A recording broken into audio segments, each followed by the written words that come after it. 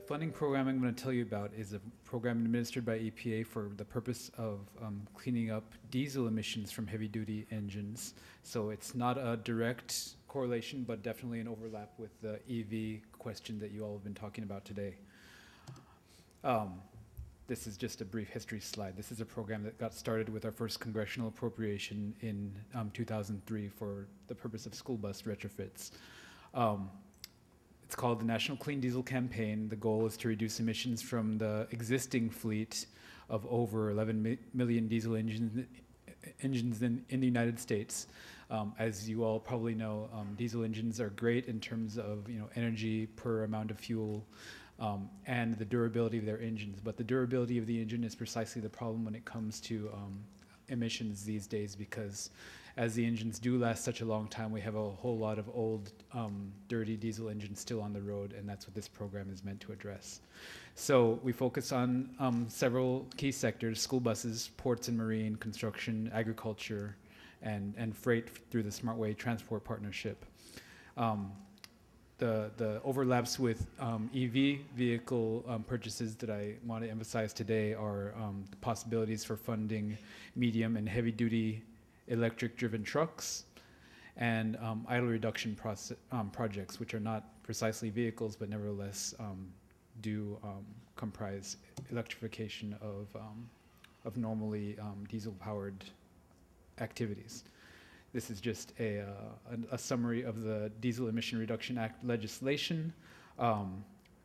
Just summarizing the very last point, through the West Coast Collaborative, which is the combination of EPA Regions 9 and 10 that funds projects on the West Coast. We've awarded 41 grants for a total of $25.8 million and a matching amount from the grantees of almost $37 million. You can see the monetary health benefits there as well. These are implementation, not demonstration grants, so that need to keep that in mind. Besides these grants to implement diesel reduction technology, we also have emerging technology grants, which helps companies and other entities to get some of these technologies through the process of CARB or EPA certification, which is required for federal funding under this program.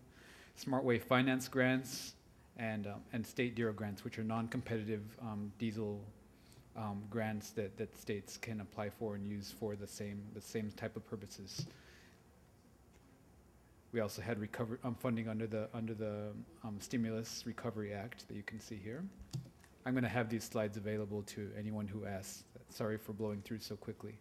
Some of the projects that we're able to fund through this program include retrofitting of diesel vehicles, repowering, and replacing, which is a particular interest I imagine to this group, which can be done with electric drive vehicles, as well as subsidy of biofuels. We cannot, unfortunately, fund infrastructure. But anyway, these are a couple of example projects that were funded through DERA recently. A purchase of hybrid diesel electric utility trucks by the Northeast Hybrid Truck Consortium for a total of $1.75 million. We funded just a couple of electric medium-duty delivery trucks through the Arizona Department of Commerce. Those didn't cost $2 million. That was just a couple out of a much larger project.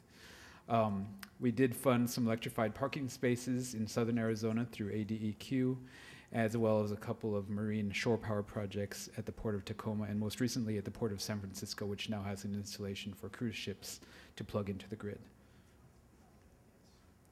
Other related sources of federal funding include supplemental environmental projects, which are projects that are funded through as part of an enforcement settlement through EPA, and congestion mitigation and air quality funding. And there's a couple of examples there of those two types of projects. So to get to the nitty-gritty for this year, we're anticipating $60 million nationwide, which has been par for the course for the past couple of years. For the National Competitive Program, we'll have one single national request for proposals that should be posted by November 1st. The state program will also continue for fiscal year 2011, so states will be able to make their requests for funds and submit their work plans in the early part of 2011. Just in terms of strict mechanics, we as EPA staff are able to accept questions and comments and make comments on specific projects, give you some help if you like with your project ideas until the date of opening of the RFP. As with many grant programs, once the RFP opens, once the request for proposals is officially open on or around November 1st, we cannot, as individual staff, take questions or answer questions on individual projects. Those questions will have to be funneled to a centralized place and answered through an FAQ document that'll be posted on the agency website and updated as the grant period goes along. The RFP should be open for a period of 2 months, and I think that's about it. This is how to contact me. The organizers of this event also know how to contact me, so feel free to give me a call. I'm based here in Los Angeles, and thank you very much.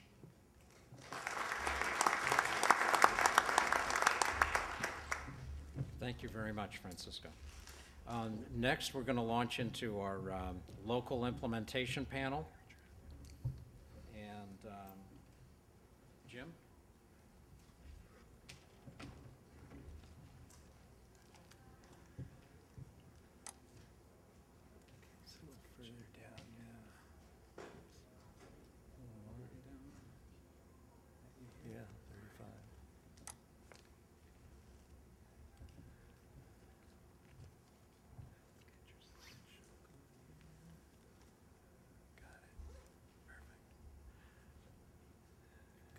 Thank you very much. Jim Helmer with Light Moves, recently retired from the city of San Jose.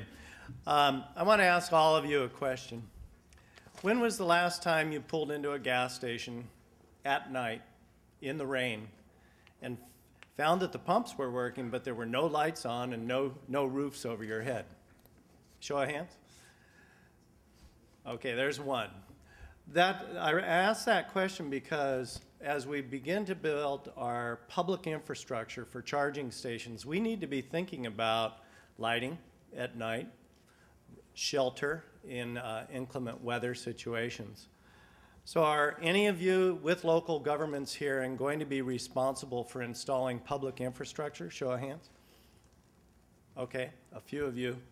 So when your mayor and your elected officials develop that policy and adopt that ordinance that says, okay, go install, it's perfectly clear how you're going to do it in the public realm, correct? So I wanted to just talk about the 3 Ps of EVs today, and I'll make it very quick. I would say we're moving along as a state and regions and localities on policies at a pretty good pace. In the planning area, we have further to go in terms of master planning our charging station locations and developing optimum planning for both public and private charging. And in the public works arena, I don't even think we've really got to the tip of the iceberg yet. I mean, we have a long ways to go in the public works arena. So in the policy area, we've heard this all day long, and I will not repeat, but how important it is to align your policies from the local levels, climate action plans, all the way up to your regional air quality plans. There is one reference I'd like to point out to you, those of you that don't know about the Rocky Mountain Institute. They have a project called Project Get Ready, and they have the top 15 things, actions your local agency should be taking to get themselves ready for EV installations. I'll just quickly say 4 of them are: as a local government, convert your fleets. Have a champion who knows things in your department, in your departments. Develop educational and installation guidelines, and start thinking about changing your building codes as developers develop. And then also at the policy level, your councils and your county boards will be passing ordinances, and they'll expect developer regulations to be in place. So we need to be prepared for that. On the planning side, probably the most important thing you can do at the local government level right now is start thinking about converting your fleet. Walk the talk.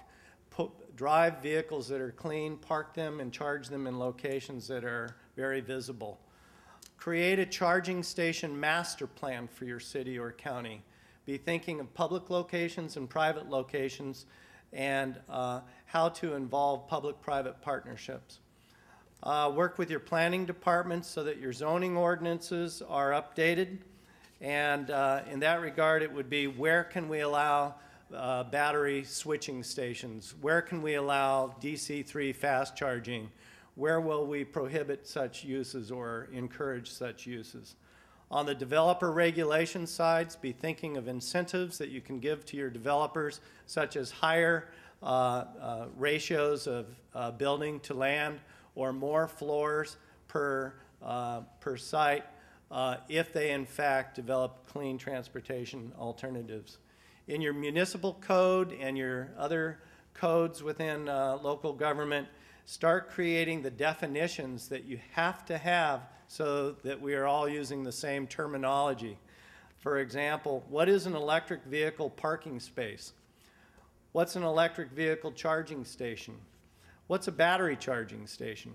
I mean, you throw those terms out and people don't know what they are, and particularly if you're going to have any kind of regulatory or enforcement activities associated with electric vehicles in public spaces, you need to have codes with definitions.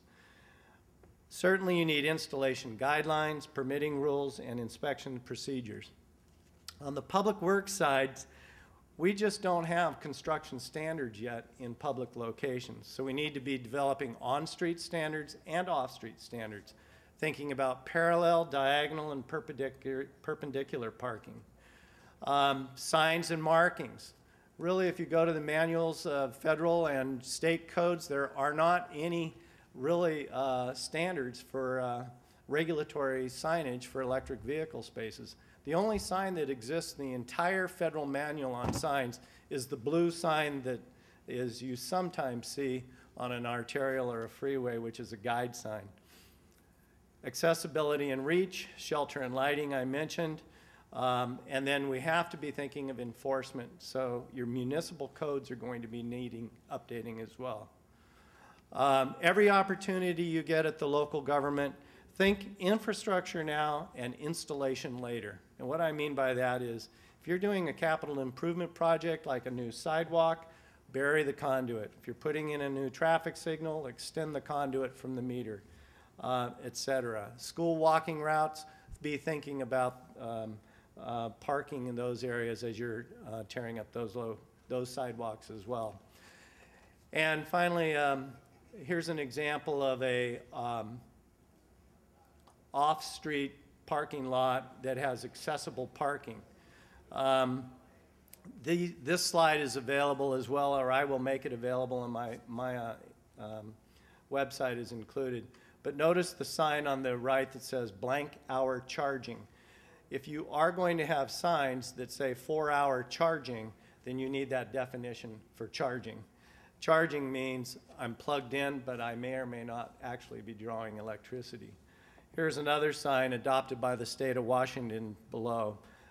No parking, except for electric vehicle charging. Here's an on-street example. There's 3 things I'd like to show you in this on-street example. First one is it's near an intersection because that's usually where there's more power available than a mid-block. It's near a street light, and that's good for tripping hazards. And I've just got the stop signal, but I will say that the cord, this space is the closest space to the crosswalk so that the cord would not be a tripping hazard for other cars parked in between. And finally, I would like to say that here's my website. I did work on the state of Washington model ordinance, development regulations, and installation guidelines. As said earlier, if you go to Puget Sound Regional Council, psrc.org, you can find a lot of local government material that's already been developed that will work in California as well as Washington. Thank you.